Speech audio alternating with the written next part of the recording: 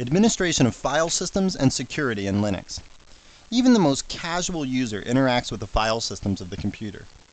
Anytime we run an application, like a word processor or a web browser, we're reading and possibly writing data on a disk. The security of this data and the system as a whole is one of the prime responsibilities of a system administrator. So that's the two main topics for this nugget. We're going to talk about how to create and manage file systems, and then we're going to talk about security of the file systems and the system as a whole. All right, so let's get started. Okay, so like I just said, first we're going to talk about mounting and managing file systems. And we can't really talk about file systems without also talking about disk partitions and devices. So we'll cover these as one big group. And then we'll talk about security in Linux. First we'll talk about best practices. These are techniques that you should employ to maintain good security in your system. And after that, we'll talk about risks. Even if you employ the best practices, there are still security risks in your system, and you should understand what those are before you get started. Now let's talk about some commands that we can use to manage file systems, partitions, and devices. We use the makefs and fdisk commands to create file systems and partitions, respectively. And then we use the fdisk and fscheck commands to examine partitions and file systems. We use these commands to mount and unmount file systems, partitions, and devices. Now, I was the 6th grade spelling champ, and I know this is not the way you spell unmount, but it is the way that you spell the Linux command for unmount. They just leave out the N for some reason. So the umount command is used to unmount file systems, partitions, and devices. We use these commands to get info on disk usage. The df command tells us how much space in a particular file system is being used, and the du command tells us how much space on a physical disk is being used. And these are just important directories that we're going to need for this discussion, the /mount directory and the /dev directory. Before we go any further, we should answer this question.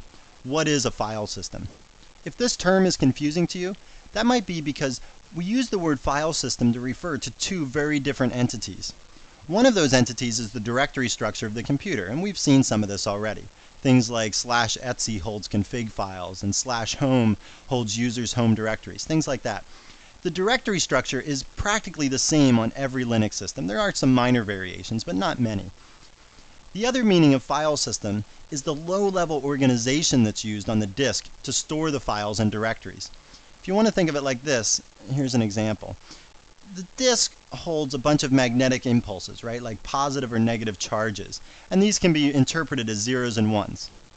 Well, the various file systems, of which some are x2fs, this is probably the most common one that you'll see, x3, which is an extension of that, the riser file system. All these file systems, they can maintain the same directory structure, but what they do differently is they use different low-level data structures to interpret the bits on the disk, if you will.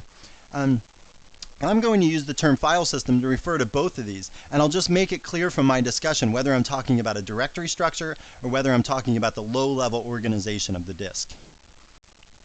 To do these commands that mess with the file systems and the partitions, we have to be the root user, so I'm going to switch over to be the root user.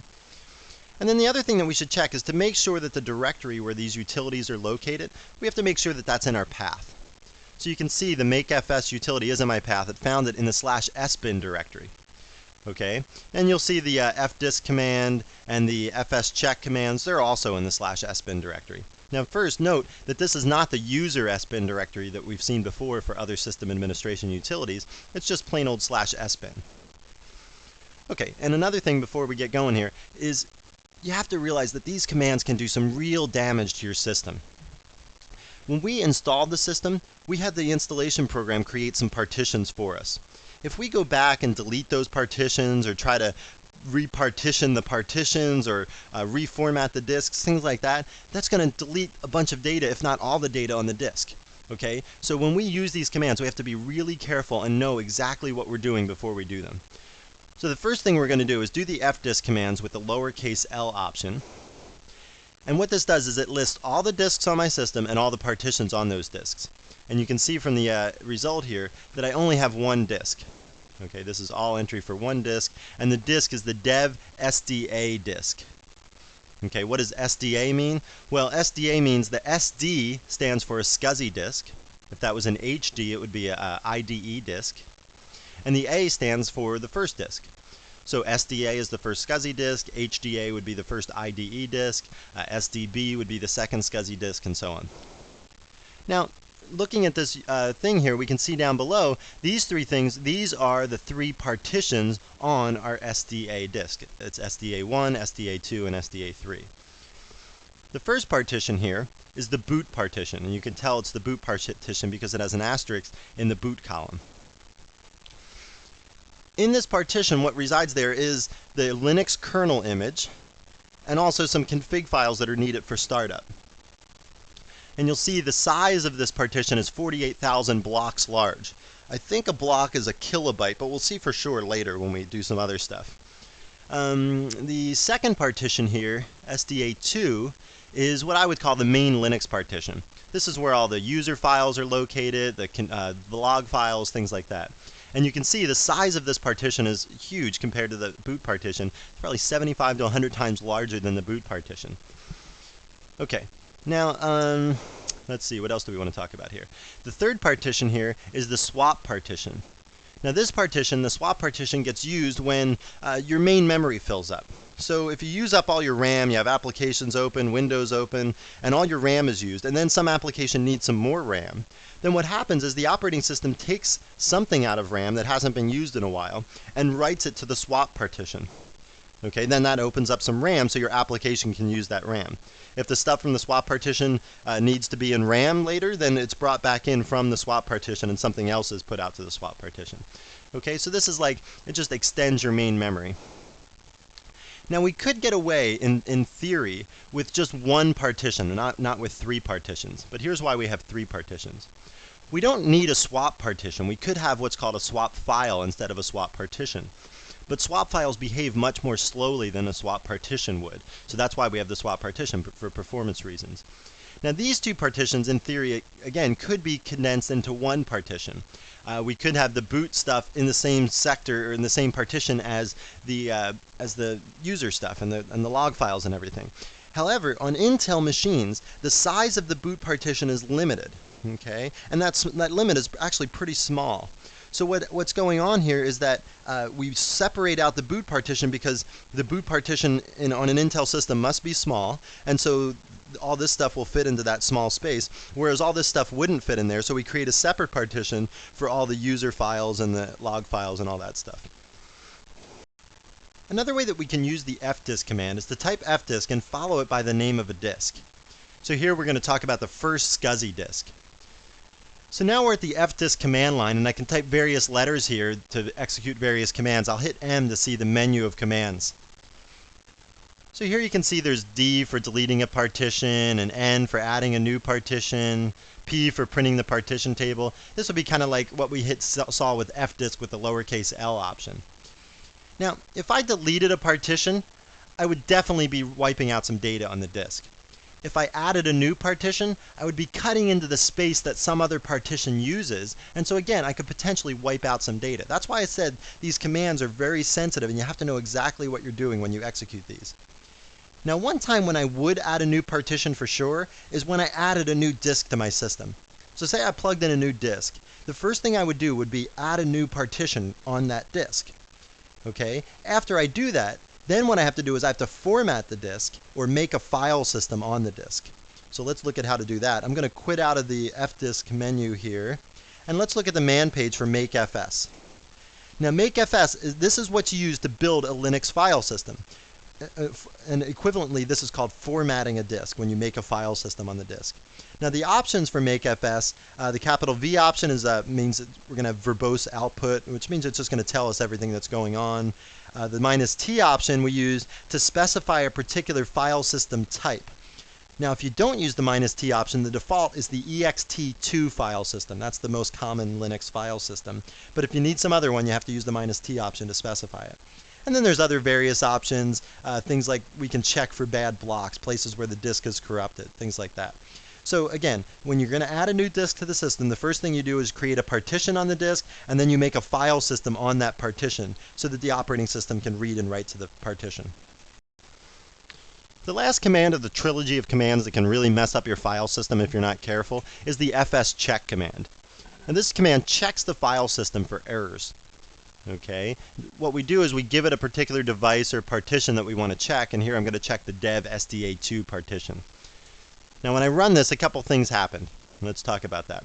I ran the fscheck command, but internally the operating system ran the e2 fscheck command, and that's because I'm running an ext2 file system. That's the type of my file system. So the operating system detected that, and then it chose the e2 fscheck utility as the subset of the fscheck utility that I picked. Okay, then it told me that the dev SDA2 partition was mounted, and then it gave me this warning. Running this on a mounted file system may cause severe file system damage. And then it says, do you really want to continue? Well, the answer is like asking a kid if they really want to eat their broccoli. Definitely no. You don't want to continue here because it's a mounted file system, and moreover, it's mounted in writable mode. People can write to this partition. So while the check utility is going, if something's writing to the partition, either a user or the operating system itself, then the file system check utility gets messed up. It doesn't understand what's going on. Things have changed since it last checked, and then things will be lost inevitably. So you don't want to run this on a mounted file system, especially if it's mounted in writable mode. If it's mounted in read-only mode, you can get away with it, but this one definitely is not mounted in read-only mode. Now you don't have to worry too much about running this fscheck command because it's run automatically every time the system boots up. And you would get errors about that when the system boots up if there was any errors. So you don't really have to worry about running this manually, but you should know that it's there in case you do want to perform some checks. What you can do is you can unmount the partition or mount it as a read-only partition temporarily while you do a file system check on it. A few minutes ago we were talking about what we would do if we added a brand new hard disk to our system.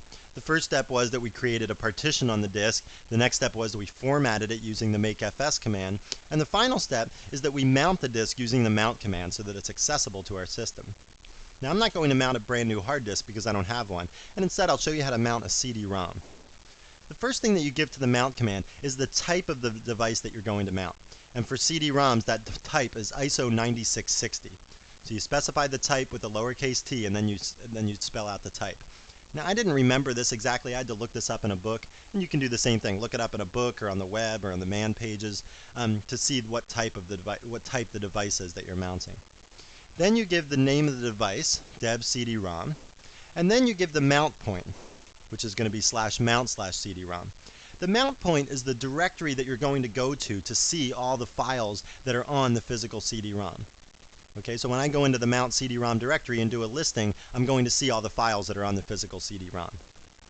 Let me talk about this once before we go on and hit enter here.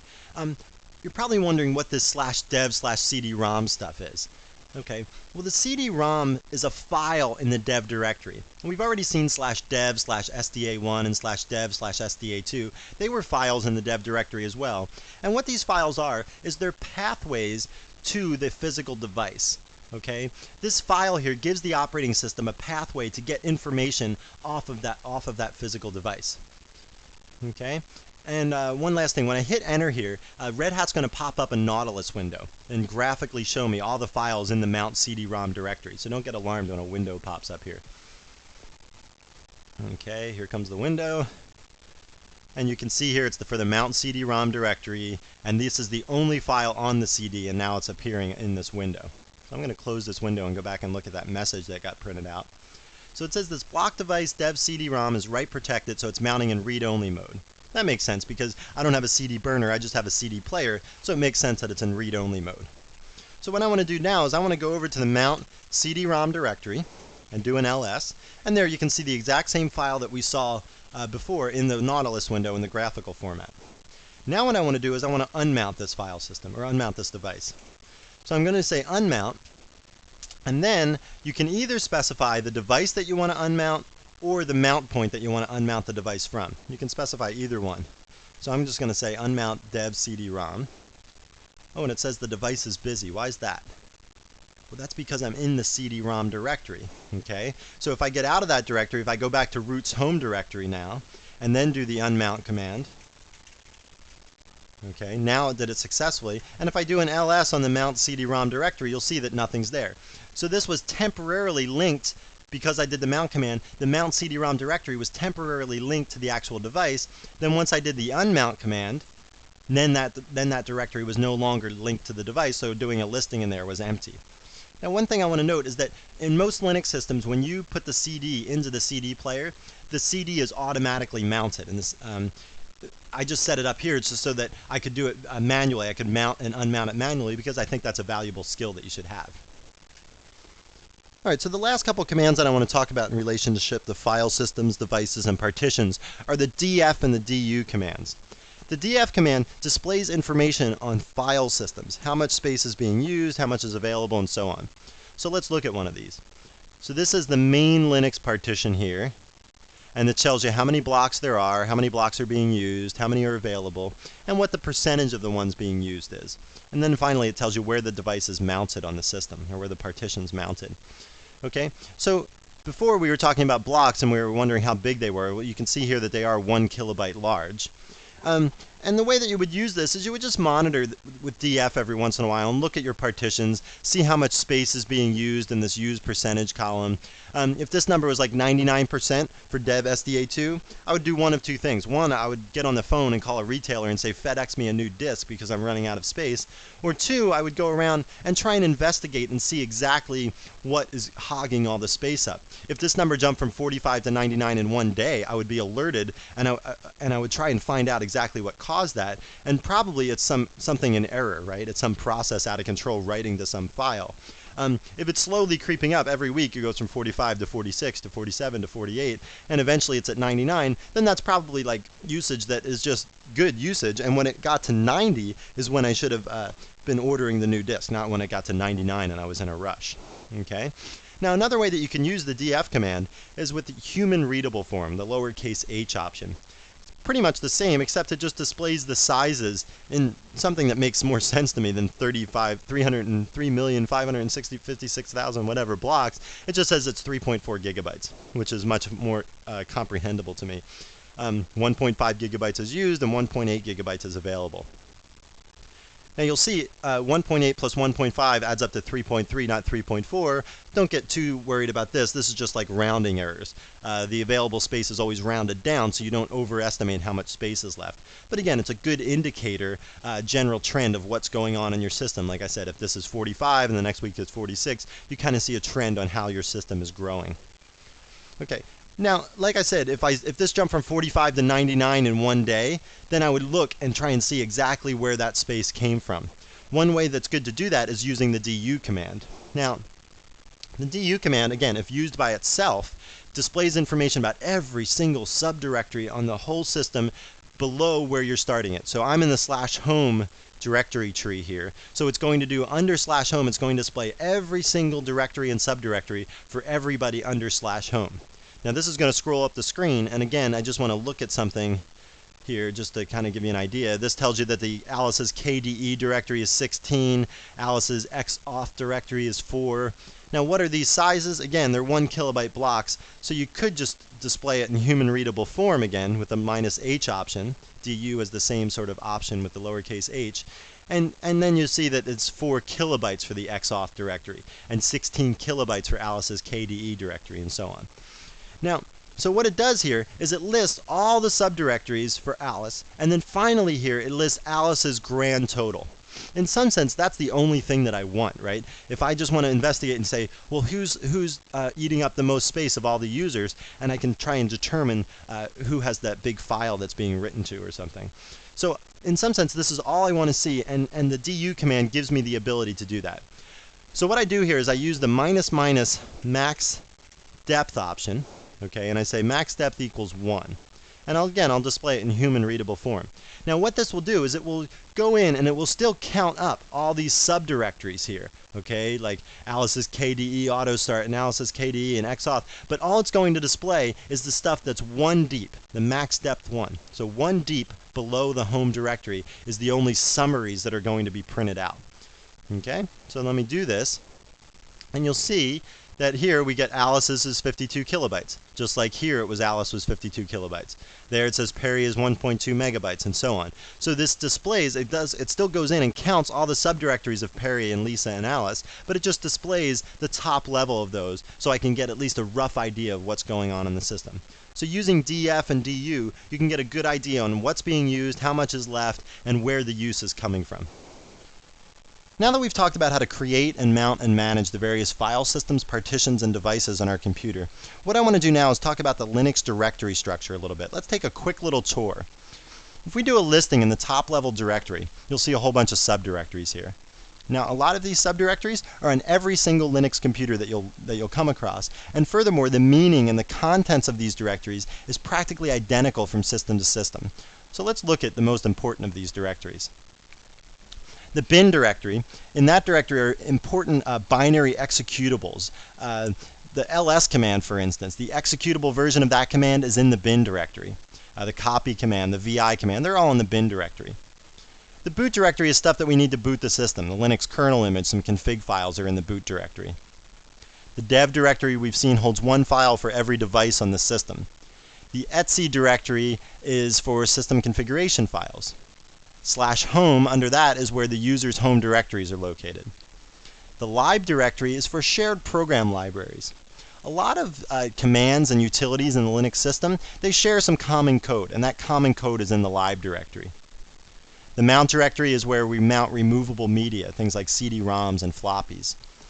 The op directory is where we would install optional software. So if you had some prepackaged game or spreadsheet that you wanted to install, you would do that in the op directory. The proc directory is where we store information on processes on the system. We'll talk a lot more about that in some other nugget, so we'll just leave it at that for now. Under the root directory is the root user's home directory. System administration utilities are in the sbin directory. /temp is just for temporary storage. Any user can write to the temp directory. The var directory is for variable data, things like log files or users' mail directories, things that change over time. And finally, the user directory. This is a vast directory, and we'll talk about this carefully. When I first learned about the user directory, I learned it stood for user-specific resources. And I think that meaning has kind of eroded over time. But let's go into the user directory, and I'll try to explain what I'm talking about. So we'll go into the user directory, and we'll do a listing in there. And one of the things I want you to see is that there are some subdirectories of the user directory, like user bin, and user etc, and user sbin, that have a corresponding partner one level higher with the exact same name. So the /sbin directory, we learned that directory has system administration utilities. Well, the user sbin directory also holds system administration utilities, but it holds those utilities that are specific to user administration. So the classic example would be that the user sbin directory holds things like the user add and the user delete commands, because they're user-specific system administration utilities. Okay, and remember the idea of the user directory here is for user-specific resources. So now the user bin directory, though, this is why I say the user-specific resources nature of this directory is kind of washed away or been massaged a little bit. The user bin directory doesn't really hold executables that are user-specific, really. It just holds stuff that's really not quite as critical to using the system as the /bin directory. We saw the /bin directory held like the ls command and the cd command and the more command and the move command and stuff that is critical to using the system. The user bin directory holds stuff like the clear command to clear the screen and some C compilers, stuff like that, that is not quite as critical to using the system. Now there are some subdirectories of the user directory like user include, user local that do not have corresponding directories one level higher. The user include directory, that's if you want to include some particular function in a C program, you would include that from the user include directory. The user local directory would be stuff that's local to this particular machine. If we had a networked system here, all these directories we could set up to be shared across all the computers in the network. Then the user local directory would be local to this particular machine. So if I installed something in user local, then that would not be visible to any other machine on the network. And maybe I want it that way because it's some experimental thing or it's something I'm developing and I don't want everyone to be able to use it yet. Now let's move on and talk about security in our Linux system. First we're going to talk about the security of accounts and passwords, and then we're going to talk about the security of file systems and programs. And finally we'll talk about what's called set UID permissions. These are really important to understand, so we'll talk about those carefully at the end. Now, in terms of accounts and passwords, the two things that you can do as a system administrator are remove dormant accounts and get users to pick good passwords. Okay? Dormant accounts are accounts that are no longer used, or perhaps they're accounts that have never been used. At a university I used to teach at, the students would sign up for a class and get an account, but then they'd drop the class before the first day and their account would just sit there the whole semester. Okay? This is a way in for people, the dormant accounts, because if somebody cracked into a dormant account and changed the password so they could repeatedly get onto the system, the person that owns the account would never even know because they don't ever log in, so they wouldn't even know that their password's been changed. And then the other thing you have to do as a system administrator is get users to pick good passwords. How do you do this, you might ask? One word: education. You have to explain to users what a good password is and why it's important to pick good passwords. So you might be wondering yourself, what is a good password? Well, here's a good example of a password. Great Scott. Okay, maybe I use the number 8 and the number 0 in there in capital and lowercase letters, and so I've mixed it up, and that's a pretty good word. What's a bad password? Something like baseball. Okay, this is a bad password because it's a word in the dictionary. At a university I used to go to school at, a professor every semester would go around and he wrote a program that would go through all the words in the dictionary and try every one of those words for everybody's account. It would take about one night. He'd started at like 10 o'clock at night. It would be done at 8 in the morning or something. And this would try to crack into everybody's account in the system with every word in the dictionary. Now, the surprising fact of this was that he got into over 1/3 of the accounts every semester practically. And that's because people were using bad passwords like baseball or a pet name like Brandy or Rover or something like that. And these are all words in the dictionary. So, no good. These are bad passwords. So like I said, get users to mix uppercase and lowercase letters, put some numbers in there, some punctuation marks, things like that. In terms of security of file systems and programs, the things that you can do as a system administrator, one is remove unnecessary programs. If there's some program on your system that's sitting there that's executable by everybody, but you don't know what it is, it's not part of the regular installation, nobody seems to take responsibility for it, things like that, then you should definitely get rid of that program. Because what it could be is it could be some sort of a backdoor into your system. Maybe somebody cracked in and got the root password once, and instead of changing the root password, which you would notice probably the next day, what they might have done was put this program in place that could give them root privileges if they ran it. Now, so you want to remove unnecessary programs. Don't just go around and remove every program that you don't know what it does. If it's part of the regular installation, it's probably okay. And then the other thing you want to keep track of are users' permissions for each other's files. The default permissions are set by what's called a umask value. This umask value is set in the etc profile file. And if you do a umask with a capital S option, if you just type this command, you'll see what your default permissions are. And for most Linux systems, there's something like this. Read, write, and execute for the user, read and execute for the group, and read and execute for others. In some Linux systems, it might be just read and execute for the group and no permissions for the others. Okay, so you can set that, like I said, in the etc profile file. And you can examine it with this command. And the important thing, like I said, is that you don't want to have this be too liberal. You certainly don't want like read and write execute for group and others, right? Because then they could just go in and delete files at will. So you certainly want read permissions or read and execute permissions and less. You never want more than this as the default set of permissions for a file. Now I want to talk about those setuid permissions. I want to talk about what they are and also how you can identify when they're being used.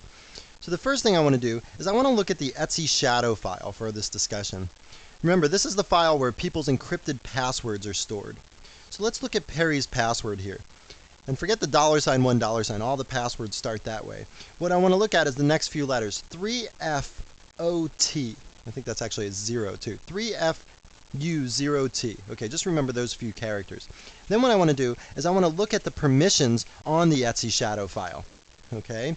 So here, when we look at these permissions, you can see that it's readable by root and has no permissions for anybody else on the system. Okay? Now I want to quit being the root user. I'm going to exit out, and now you can see I'm back being the Perry user. Now what I want to do is I want to change my password as the Perry user with the password command. So it says, what's your current Unix password? So I type that in, and now it says, what's your new password? Okay, so I'll type my new password in, and I'll retype my new password. And now it says, okay, everything's been updated successfully. Now I want to switch back and be the root user again. Okay, so now I'm the root user again, and what I want to do is I want to look at the etc shadow file again. Remember, the first few characters of Perry's encrypted password was 3FU0T. Okay, now I want to look at the etc shadow file again. Now if you look at Perry's password, the first few letters are ST8E7. It's different, right? It's different than it used to be, but Perry doesn't have any write privileges to this file. In fact, he doesn't even have any read privileges to this file, as we saw before. Nobody on the system has any read privileges to this file at all, but yet somehow Perry changed this file by running the password command. How did he do that? Well, the secret lies if we look at the permissions of the actual password utility, or the password command. The password command is located in the user bin directory. Okay, so let's look at this, and let's look at the permissions on this file. Okay, first you can see that it's executable by everybody on the system. Okay, all the group, all the others permissions are executed on this file. So everybody can run this file. But then let's look at root's permissions on this file. Root can read this file and also S this file. What does S mean? Well, S means that it has set UID permissions. So what happens is, when a normal user runs this program, and they're allowed to run the program because it has execute access, when they run the program, at some instant in the program when they need to write to this file to change the encrypted version of the password, they are setting their user ID to be the user ID of the file, which is root. So all of a sudden they have root access for that instant when they write the file. That's what the S stands for, that for some instant you get the root access to this file. Okay? Now, in old Unix systems, this was a real security flaw, because what people would do is they would run some command that had set UID permissions, and then what they would do is they would suspend operation right in the middle somehow. And then, since they suspended operation right in the middle, they would have root access to do whatever else they wanted on the system. Okay, so that was an old security flaw. Now it's been pretty much cleaned up, and anything that has set UID permission, if it's a user, like if it's a regular Unix utility, then it's okay, all right? But if you see some other utility in the system, some unnecessary program, like we were talking about those programs that you should remove from the system, if you see some unknown program and it has set UID permissions, then you should definitely get rid of it, because probably it's been set up as some sort of a backdoor into your system. Okay, so like I said, the set UID permission is pretty safe on all the built-in utilities, but if it's some other utility, then you should definitely get rid of that. Let's wrap up this nugget with a review of what we talked about. We talked all about the administration of file systems and security in Linux. First, we talked about mounting and managing file systems and partitions and devices on your system. And to do that, we learned the commands makefs to make a file system or format a disk. Then we talked about the fdisk command and the fscheck commands. And don't forget, all three of these commands can be really dangerous and wipe out data on your disk. So be sure you know exactly what you're doing before you use those. Then we talked about the mount and unmount commands, and then we talked about the df and du commands to examine how much space was used in your file systems and on your disks. Then we talk about the security in a Linux system. First, we mentioned some best practices, things like removing dormant accounts and getting users to pick good passwords, things like that. And then we moved on and talked about the risks involved in a Linux system, things like the set UID permissions and unknown programs floating around. And especially, you should be really leery of unknown programs with set UID permissions. And don't forget security measures like locking the server room door and things like that. Sometimes these common sense security measures are the best security measures you can take to keep your Linux system secure. Well, I hope you found this nugget informative, and thanks again for viewing.